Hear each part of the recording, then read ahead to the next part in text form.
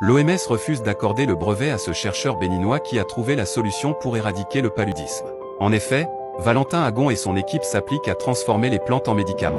Avec une thèse en développement régional, le docteur Agon veut résolument s'engager pour le développement de l'Afrique.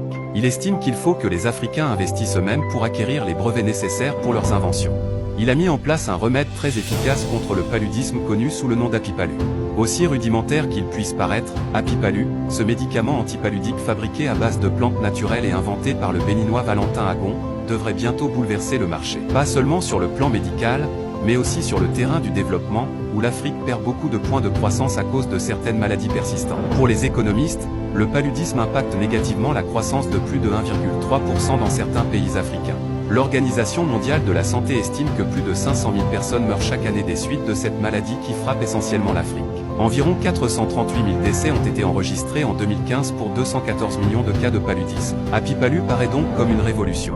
Ce médicament permet un taux rapide de diminution des parasites du paludisme dans le sang après un traitement à court terme, avec des doses relativement plus faibles. Il est disponible sous forme de comprimés, de capsules ou de sirop. Des effets thérapeutiques non toxiques qui ont permis à Apipalu d'être aussitôt approuvé au Bénin, au Burkina Faso, au Tchad et en République centrafricaine. Autre atout, Apipalu est vendu au prix de 1000 francs CFA, un prix largement inférieur au prix des médicaments concurrents, autour de 5000 francs CFA, venus principalement d'Occident.